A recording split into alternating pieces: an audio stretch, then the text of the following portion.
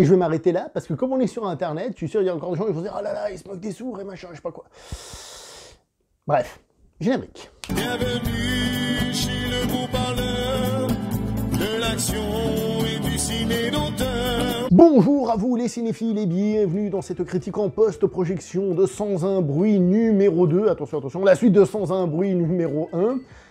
Film qui était sorti en 2018. Ce film était censé être sorti en 2020, mais on sait, il y a eu des petits soucis. Pas une attaque de monstres chelous qui entendent des bruits, mais une autre attaque bien connue.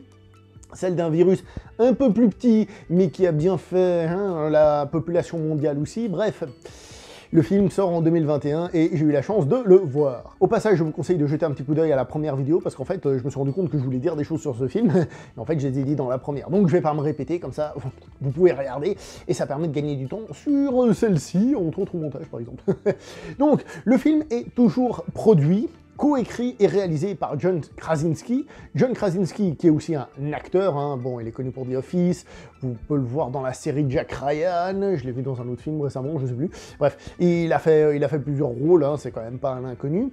Ce qui explique aussi d'ailleurs quelque chose qu'on a dans ce film, c'est la direction d'acteurs, parce que les acteurs sont tous absolument exceptionnels, franchement.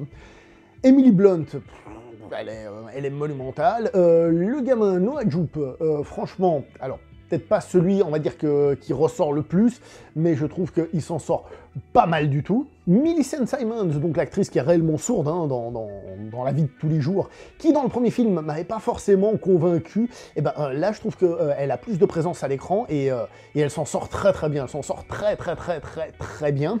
Ce qui est un peu la belle histoire de ces deux films, indépendamment de ce qu'on pense, aimer, pas aimer, c'est un peu la belle histoire, c'est le succès de ces deux films a permis de mettre en avant cette actrice qui a cet handicap-là. Par contre, comme d'habitude, il y a aussi la moche histoire qui accompagne, on va dire, et la moche histoire, c'est que c'est le genre d'acteur, hélas, qu'on va mettre dans certains types de rôles et qui pourront pas tout faire, et c'est vraiment dommage. Mais au moins que, pour ces types de rôles, déjà, ils cartonnent.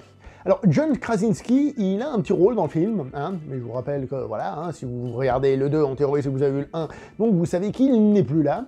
Et pour remplacer la cote masculine du film, oui, il y a même des cotes masculines, ça existe encore, et ben on a un certain Cillian Murphy qui interprète un personnage, et lui aussi, il est monumental. Alors, il est...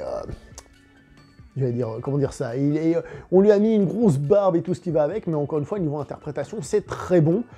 Je répète, on sent que Krasinski est un acteur, et donc le jeu d'acteur, c'est un truc qui l'intéresse très fortement. Je vais pas vous mentir, j'avais adoré le premier, franchement, et une suite, tu te dis, oui, parce que j'ai adoré le premier, donc pourquoi pas continuer, mais en même temps, le premier était à mes yeux tellement bien, je sais qu'il y en a qui ont moins aimé, mais pour moi, c'était tellement une réussite, que faire une suite, on a toujours un petit peu peur de la redite, du côté où ça fonctionne moins, ou côté forcé, ou côté peut-être aussi, on va rajouter tellement d'éléments, où on est obligé de faire tellement évoluer l'histoire que finalement, on perd un peu la situation de base qui nous plaisait tellement. Est-ce que c'est le cas dans ce film ? On va aller par étapes. Est-ce que le film va plus loin, il développe un peu, on va dire, l'univers de l'histoire? Oui, il le fait, il développe un peu il étend son univers, oui, tout à fait, mais il ne l'étend pas non plus beaucoup. C'est une qualité et un défaut. La qualité, c'est que ça l'étend, et le défaut, c'est que ça l'étend pas beaucoup. Mais ça permet aussi de préserver ce que je disais, cette situation de base. Le film commence par un retour dans le passé, et on voit la vie pré-Covid dans le film, si vous voyez ce que je veux dire, c'est-à-dire avant cette situation-là. C'était pas forcément nécessaire. Quand je l'ai vu, je me suis dit, c'est un peu dommage, je trouve que c'est un peu... c'est pas grand-chose, c'est un peu stéréotypé, mais le film se rattrape bien parce que cette première scène va être utilisée par la suite. Vous verrez en regardant le film, enfin, dès que vous verrez le film, vous comprendrez en fait, et donc au final, c'est plutôt bien utilisé. Ensuite, on arrive dans la continuité du premier film, et on retrouve les mêmes éléments, la même saveur. Donc encore une fois, ce silence général, le mixage sonore, encore une fois, superbement bien fait, où chaque bruit nous fait faire...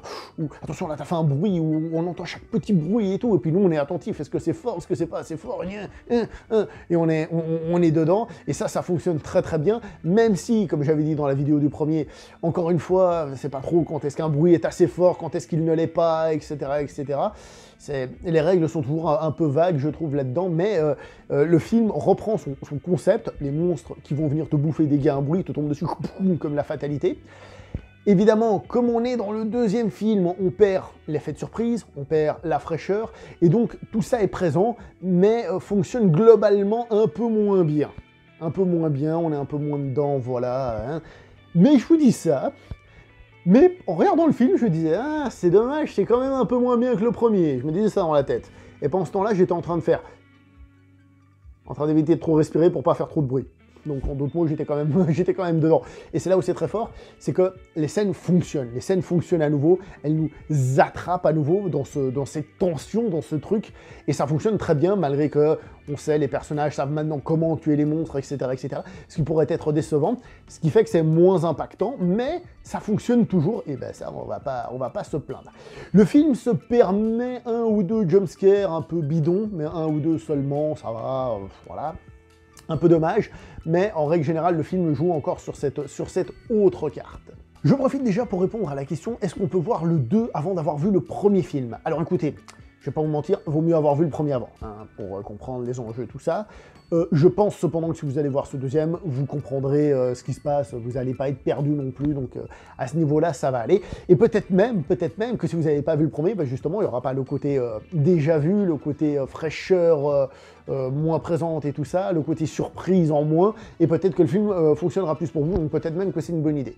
Mais personnellement, jetez un coup d'œil au premier, après évidemment, ça dépend peut-être aussi de votre installation, parce qu'au cinéma, ça fonctionnait très bien. Et encore une fois, dans ce 2, encore une fois, vous savez, les salles de cinéma où les gens ferment leur bouche parce qu'ils sont comme ça devant le film et le film dit ferme ta gueule, et ben ça marche. Comme on est dans un monde très dystopique, hein, enfin quoique depuis c'est plutôt un monde assez proche du nôtre, misère, qu'est-ce que le monde a changé depuis 2018, mon dieu misère, on est dans ce monde un peu aussi, d'une certaine manière, post-apo, même s'il n'y a pas vraiment d'apo, mais un petit peu quand même. Bref, on imagine que résoudre le problème, effacer le problème, les méchants et tout, c'est pas vraiment possible.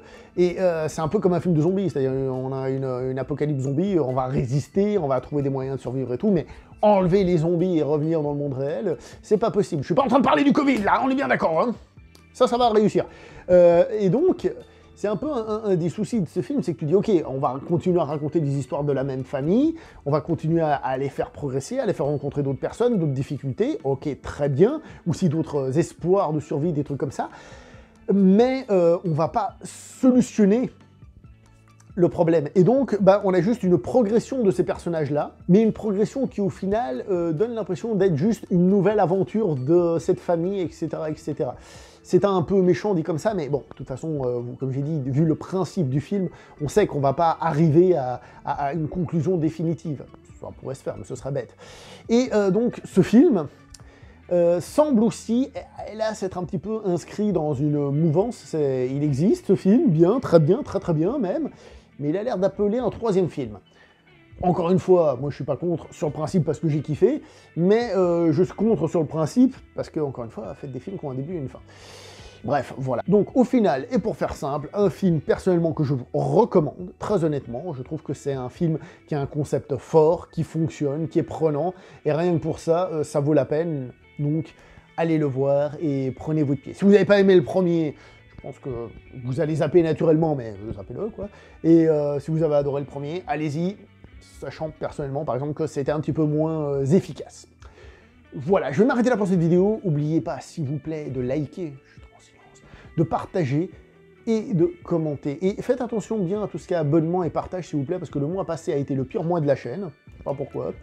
Donc je compte sur vous pour aider à mettre des baffes à l'algorithme. Qui est des baffes, pas assez méchant, d'accord? Je compte sur vous. Allez, portez-vous bien, ciao tout le monde.